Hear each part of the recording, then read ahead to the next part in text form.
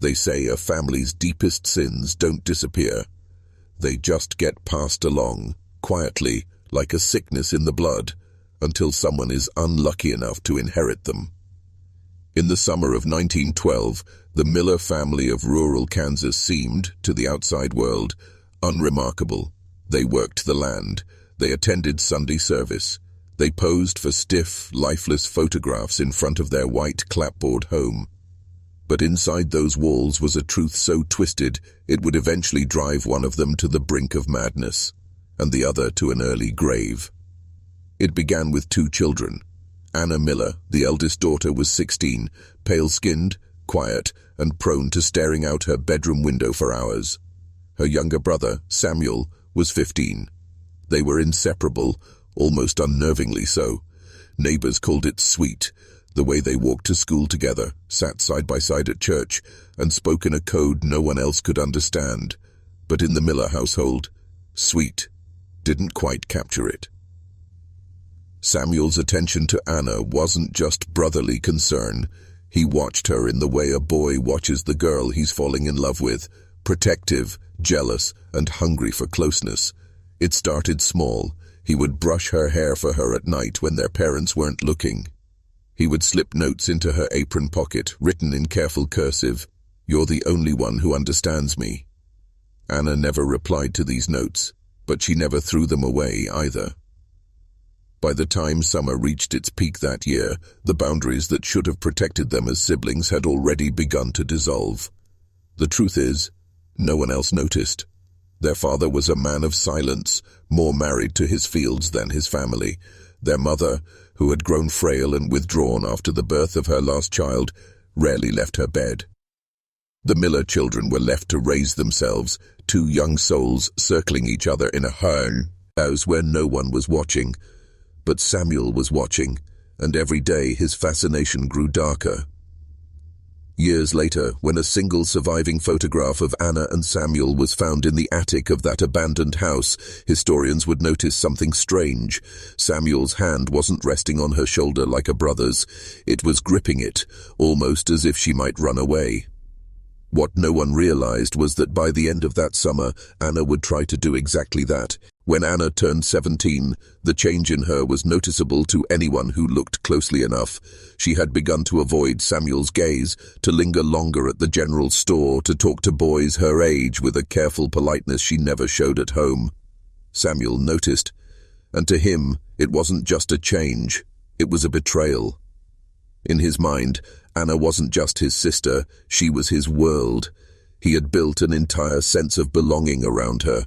The long, windless nights spent on the porch, talking about things they'd never tell anyone else. The secret exchanges of glances when their father's temper flared. The belief, his belief, that the two of them had something nobody else could understand. To lose that was unthinkable. One evening in late September, Samuel saw her speaking with a young man from the next farm over. The conversation was innocent, just a brief exchange about a local harvest dance, but to Samuel, it might as well have been an act of treason. He didn't confront her then, he just watched. But something in his eyes shifted that night, and Anna, though she didn't say it, felt the air between them turn colder. What happened next has been pieced together from fragments: an entry in Anna's half-burned diary, a letter Samuel wrote but never sent, and a handful of whispered recollections from those who lived nearby. Anna began spending more time away from the house. She took longer walks into town. She started folding her dresses more neatly, smoothing her hair in the cracked hallway mirror, humming under her breath while she worked. She was preparing for something. Samuel knew it. He confronted her in the orchard behind the house on a fog-heavy morning. His voice was calm at first, almost gentle. He told her she was drifting away, that she was forgetting what they meant to each other. Anna tried to laugh it off, said he was imagining things. But Samuel's hand closed around her wrist, hard enough to leave a mark. He said, "You're not leaving me, Anna. I won't let you." That was the moment Anna realized she had no safe way out. The house became a prison she couldn't openly escape from, so she began her preparations in silence. She hid a small amount of money behind a loose board in the kitchen pantry. She stitched a plain, dark dress she could travel in without attracting notice. She marked the date in her mind, October 19th, when the moon would be thin and the roads empty. But Samuel wasn't the only one watching her. The Miller farm sat on the edge of a wide, empty stretch of Kansas prairie, where sound carried for miles and the night seemed to swallow the earth whole. Out there, neighbors noticed things even if they pretended not to. And in the weeks before Anna's planned escape, an old woman named Mrs. Kettering, who lived a half-mile down the road, began to notice a pattern. Every night, just past midnight, the faint yellow glow of an oil lamp could be seen in the attic window of the Miller house. Not the warm, steady glow of someone reading or mending clothes, but an erratic flicker, as if someone were pacing with the lamp in their hand. Mrs. Kettering told no one. In rural places like this, you learned early that other people's business could become dangerous to your own health. But she remembered that light for the rest of her life. Inside the house, Samuel's behavior had grown stranger. He rarely slept in his own bed anymore. Instead, he took to sitting on the top step of the attic stairs, listening for the sound of Anna moving in her room. She could feel his presence through the thin walls, the same way you can feel a shadow pass over you even with your eyes closed. Anna stopped eating with the family, claiming she had work to finish in the kitchen. She avoided being in the same room as him, but her silence only deepened Samuel's fixation. His notes became more desperate, written in hurried, almost frantic script. "They don't know you like I do. You belong here. You belong to me." The night before October 19th, a storm swept across the plains. Rain battered the tin roof. The wind howled through the broken slats of the barn. Anna sat in her bed, clutching a small canvas bag with everything she owned, waiting for the storm to pass. But in the dark hallway outside her room, Samuel was already awake. He had heard the faint rustle of cloth as she packed. He knew. Later, the only thing anyone could agree on was that at some point during that night, the attic lamp went out, and when it did, the Miller house seemed to disappear into the darkness entirely, as if the earth had swallowed it. By morning, one of the Miller children was gone. Anna's disappearance was never officially reported. The Millers told the neighbors she had gone to stay with an aunt in Missouri. They said she needed time away and would be back by spring. But there was no aunt in Missouri. The story was a fabrication, one that the townspeople half believed, because it was easier than imagining what might have really happened. But not everyone accepted it quietly. Mrs. Kettering, the old woman who had seen the attic lamp, went to the sheriff a week after Anna was last seen. She told him she didn't believe the family's story. The sheriff, a tired man who'd lived in that county his whole life, simply told her to let it be. The Millers handle their own, he said, and with that, the matter was closed.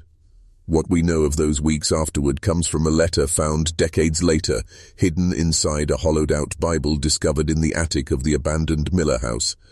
The letter was addressed to Anna in Samuel's hand. The ink had faded to a brownish smear, but the words were still legible. "You were going to leave me in the dark, but I found you. We can't be apart now. You'll see, it's better this way." The handwriting was jagged, uneven, different from his earlier notes. Historians who examined it said it was the kind of script they'd expect from someone in a state of emotional rupture, as if his mind had split into something unrecognizable.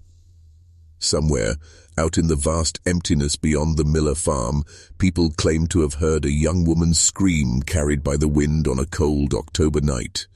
But when they went looking the next morning, they found nothing. No footprints, no torn fabric, no sign of struggle. Just the prairie grass swaying in the wind. By November, Samuel was no longer seen in town. Neighbors assumed he had taken over the farm work full-time. The Miller parents kept their windows shuttered, their doors bolted, and the attic lamp, once seen flickering night after night, was never lit again. If you're still watching, you're already braver than most. Tell us in the comments, what would you have done if this was your bloodline? Would you have stayed silent, or would you have opened the door and gone looking? Winter on the Kansas plains is a season that buries the living right alongside the dead. Snow drifted high against the Miller house, muffling what little sound might have escaped its walls. By January, the farm looked abandoned. Chimney smoke no longer rose into the frozen air, and the barn doors banged open and shut in the wind. It was in this dead season that a traveling preacher passed through town. He had heard whispers about the Miller family, the missing daughter, and the boy who had stopped showing his face. Against the advice of the townsfolk, he decided to visit the farm. What he found there was not a home, it was a shell. The front door hung crooked on its hinges, but the house itself was locked tight from the inside. No answer came when he knocked. Through a crack in the shutter, he saw only darkness. He circled around to the back, where he noticed something strange. The snow along the foundation had melted in one long, narrow strip, as if heat had been leaking from beneath the floorboards. He left that day without speaking to anyone inside. But years later, he told someone, in a low voice meant not to be repeated, that he had heard faint movement under the house. Not the scurrying of animals, but something heavier, something slower. When spring came, the Millers reappeared in town, thin and pale, but silent about the winter that had passed. Samuel's eyes looked different, distant, unfocused, as if he was listening to something no one else could hear. He never mentioned Anna, not once. It wasn't until after the death of both parents, decades later, that the truth began to seep out. The house was left to rot, its roof caving in, its walls warped by rain. Local boys dared each other to step inside, and some claimed they heard soft tapping sounds coming from beneath the warped floor in the parlor. None of them stayed long enough to investigate. When historians finally entered to document the property, they found the floorboards in that same parlor uneven, bulging upward as if something beneath had been pushing against them for years. In the center of the room was a single item, an oil lamp, still intact, its glass smudged with what looked like the print of a small, trembling hand. By the time the Miller property was fully excavated, nearly 70 years had passed since Anna's disappearance. The prairie had swallowed most of the house, leaving only skeletal beams and fragments of rusted farm tools. But beneath the parlor floor, in a cramped earthen cavity no larger than a root cellar, they found what no one had dared to imagine. The space had been carefully reinforced with old barn wood, a crude ventilation shaft leading upward through the walls. Inside was a single iron bed frame, its mattress rotted away to springs, and a wooden chest containing a stack of folded dresses, all in Anna's size. On the dirt floor, scratched faintly into the wood panels, were markings, hundreds of them, carved in uneven lines, like the slow tallying of days. But the most disturbing find was in the chest. Wrapped in layers of yellowed cloth was a journal, its first entries in Anna's hand, shaky but legible. They spoke of cold nights, of hunger, of pleading with Samuel to let her leave. She described hearing the church bells on Sundays, muffled through the floorboards, and wondering if anyone knew she was still alive. Then, abruptly, the handwriting changed. The letters grew jagged, the tone more erratic. The words were no longer Anna's, they were Samuel's. In his entries, he wrote about how he had saved her from the world outside, how she would eventually understand, how he had to keep her close so no one could take her away again. His words became less coherent over time, descending into repetitions of her name over and over, filling entire pages. The final entry, dated February 1913, contained only 5 words. She finally stopped fighting me. The bones found in that small room were confirmed, through forensic analysis, to belong to a young woman of 17. The position of the remains suggested she had been lying down when she died. No one could determine the exact cause, starvation, illness, or something more direct, but the conclusion was unavoidable. Anna had never left the Miller house. Even now, that stretch of Kansas prairie holds a kind of silence that feels watchful. Locals say that on certain windless nights, if you stand where the Miller parlor once stood, you can hear the faint creak of floorboards beneath your feet. And if you're unlucky enough to hear it twice, you should start walking. After the discovery, the Miller house was torn down, its wood carted away and burned in the open field. But the story refused to die. Fragments of the truth spread like a sickness through the county, carried in whispers over back fences and in low voices at church suppers. Parents began warning their children not to linger near the old Miller land. Hunters claimed their dogs refused to cross the property line, their fur bristling, their bodies rigid with a fear they couldn't explain. Over the years, the site became a destination for the kind of people drawn to tragedies they don't fully believe in. Paranormal investigators set up cameras that drained of battery within minutes. Teenagers dared each other to spend a night there, only to return pale and silent before midnight. A few never spoke of what they saw, or thought they saw, but one boy from the class of '78 told his best friend that while standing in the overgrown field, he felt a hand grip his shoulder. When he turned, there was no one there. The journal, along with the other recovered artifacts, now sits in the County Historical Society, locked away in a drawer that requires 2 separate keys to open. On paper, the case of Anna Miller is closed, an isolated act of cruelty buried under a century of dust. But the archivist who tends to that drawer will tell you something different if you catch her in the right mood. She says that sometimes, when the building is empty and the lights are low, she can hear the faint sound of someone scratching against wood, slow, deliberate, like a nail dragged across old floorboards. She says it comes from the cabinet where Anna's journal is kept, and she will always end the story the same way, with a question she never expects you to answer.